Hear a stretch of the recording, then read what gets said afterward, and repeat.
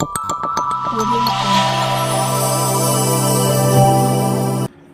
सभी देखने वालों को एक बार फिर से स्वागत है चक मेंटर यूट्यूब चैनल पे। के सर्वप्रथम रक्त शुरू करते हैं हम। सर्वप्रथम रक्त परिसर सर्वप्रथम रक्त परिसंचरण तंत्र का अध्ययन किसने किया था?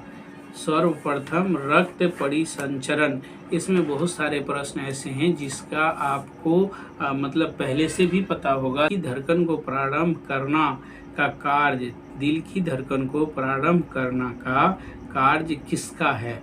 पेसमेकर। दिल की धड़कन को प्रारंभ करना का कार्य किसका है? पेसमेकर। हाइड्रोजन बम किस सिद्धांत पर आधारित है? हाइड्रोजन बम किस सिद्धांत पर? नाभिकीय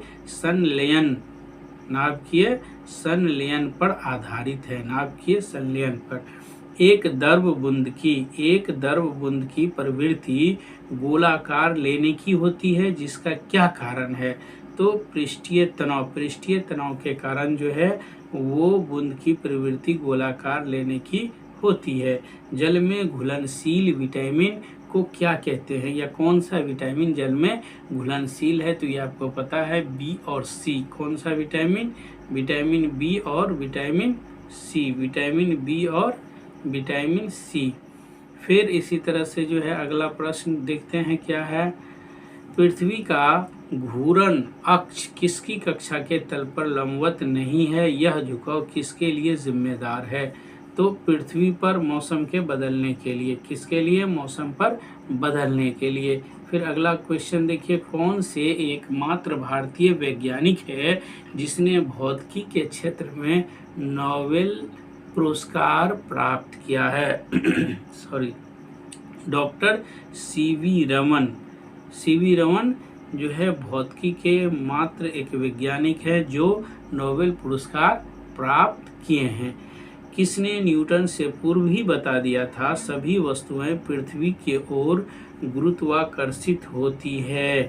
तो वो था ब्रह्मगुप्त। किसने बताया था? ब्रह्मगुप्त ने। धान का प्रसिद्ध रोग खैरा रोग किसके कारण होता है? खैरा रोग किसके कारण होता है? तो जस्ता की कमी के कारण धान में खैरा रोग होता है। कौन सा प्रोटीन रक्त को थक्का जमाने में मदद करता है? कौन सा प्रोटीन रक्त को थक्का जमाने में मदद करता है? फाइब्रिनोजेन नामक प्रोटीन। कौन सी जहरीली गैस हमारे रक्त में हीमोग्लोबिन के साथ मिल जाती है, हमारी मृत्यु का कारण बन जाती है? Carbon monoxide. क्या है? Carbon monoxide. आगे बढ़िए। झरने में जब जल ऊंचाई से गिरती है तो उसका ताप हो जाता है क्या? उसका ताप बढ़ जाता है। उसका ताप क्या होता है? बढ़ जाता है। चंद्रमा पर कोई भी अंतरिक्ष यात्री नली की सहायता से नींबू का शरबत नहीं पी सकता, क्योंकि चंद्रमा पर कोई वायुमंडल नहीं है, इसलिए। कौन सा जीव अपनी त्वचा से श्वसन करता है, यानी सांस लेती है? तो वो केचुआ है जो अपने त्वचा से सांस लेती है। शरीर के भीतर रक्त परिभ्रमण में समय लगता है, यानी कि शरीर में एक बार पूरे खून को भ्रमण करने में कितना वक्त लगता है?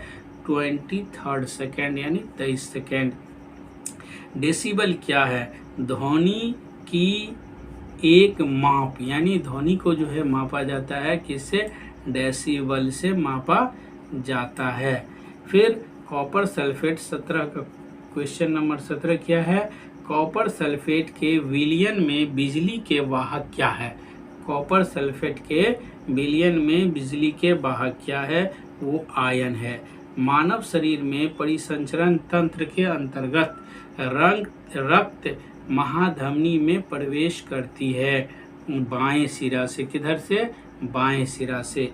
आजकल कार्बन डाइऑक्साइड के उत्सर्जन में सर्वाधिक योगदान करने वाला देश कौन सा है? वो है आपको संयुक्त राज्य अमेरिका, USA। फिर आगे बढ़ते हैं, आगे देखते हैं वातावरण की परिस्थिति से बचने के लिए, वातावरण के परिस्थिति से बचने के लिए हर साल एक विशेष समय में दूर स्थानों के लिए उड़ान भरने वाले पक्षी क्या कहलाते हैं? वो प्रवासी पक्षी कहलाता है। कौन सा पक्षी? प्रवासी पक्षी। जल का सर्वाधिक शुद्ध रूप क्या होता है? वर्षा का जल। सबसे शुद्ध जल कौन सा होता है? ऑप्शन रहेगा आपको, कुएं का जल, नल का जल, पानी का जल, कौन सा जल? तो वर्षा का जल सबसे शुद्ध होता है। मनुष्य में पाचन क्रिया कहाँ प्रारंभ होती है? जैसे ही हम खाना शुरू करते हैं, मुंह में लेते हैं, वहीं से पाचन क्रिया प्रारंभ हो जाती है। यानी कहाँ से? मुख से। कहाँ से? मुख से। सोते वक्त रक्त दाब घटता है या बढ़ता है? घटता है। सोते वक्त क्या होता है? घटता है। मानव रक्त का पीएच मान कितना होता है? 7.4 पीएच मान होता है। 7.4 पीएच मान होता है। सोडा वाटर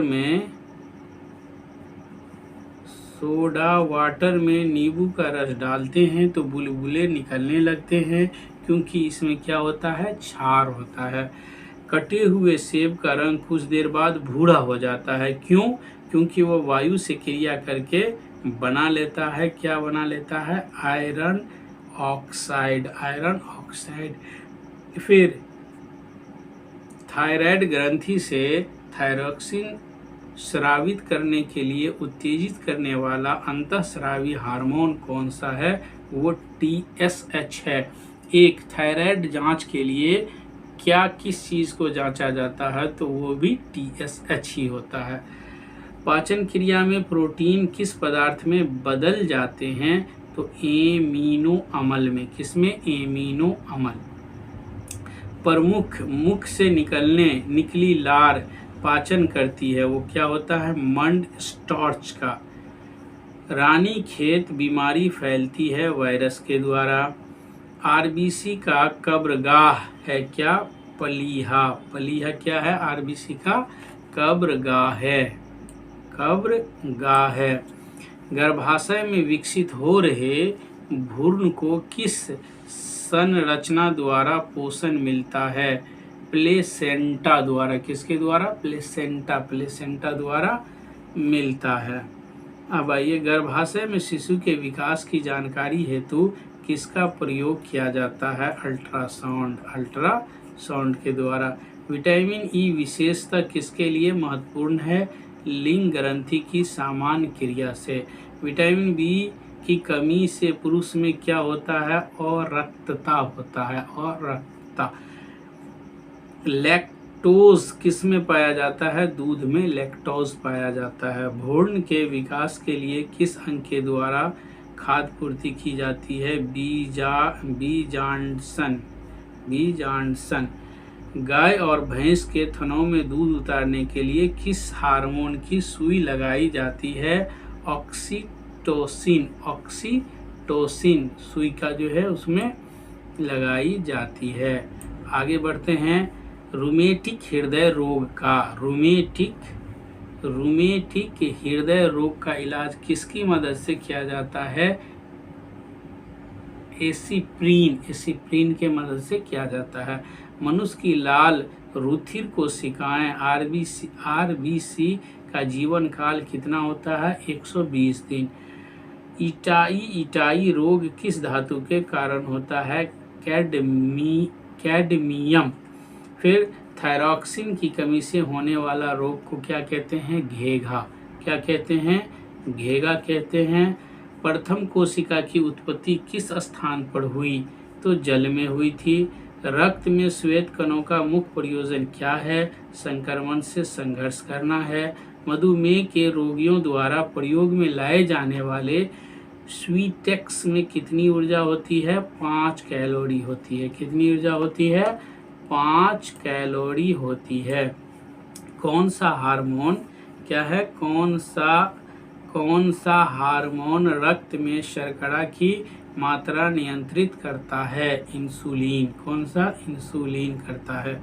मानव शरीर में औसतन ऑक्सीजन तत्व की प्रतिशतता कितनी होती है? तो 65%। ये बहुत ही इम्पोर्टेंट क्वेश्चन है कि मानव शरीर में ऑक्सीजन तत्व की प्रतिशत कितनी होती है? 65%। आगे बढ़िए। चूने में पानी मिलाने पर कौन सी गैस निकलती है? Carbon dioxide. कौन सी गैस? Carbon dioxide. हरी मेहंदी में निम्न में से कौन सा पदार्थ पाया जाता है जिसके कारण वो लाल हो जाता है? लासोन। क्या पाया जाता है? लासोन। आगे बढ़ते हैं। जब पृथ्वी सूर्य और चंद्रमा के बीच आ जाती है तो कौन सा ग्रहण? जब पृथ्वी सूरज चंद्रमा के बीच आ जाती है कौन सा ग्रहण पड़ता है? तो वो चंद्र ग्रहण। वो क्या कहलाता है? चंद्र ग्रहण। तो दोस्तों 10 मिनट से ज़्यादा हो गया है, और अगर आपको पसंद आया ये कि इस तरह से इस पीडीएफ का वीडियो ऐसे बनाया जाए और आपको फ़ायदा हो रहा है, तो फिर आप हमें कमेंट लिखिए। हम कोशिश करेंगे जो इसमें 500 क्वेश्चन दिया हुआ है सबका हम जो है 50-50 क्वेश्चन करके जितना होगा वो आपके सामने हम पेश कर दें। अगर अच्छा लगे तो कमेंट में हमें ज़रूर लिखिए। चैनल सब्सक्राइब नहीं किए हैं तो इसे सब्सक्राइब कर लिए। आप सब लोग आए देखें, इसके लिए आप सभी लोगों को बहुत बहुत धन्यवाद।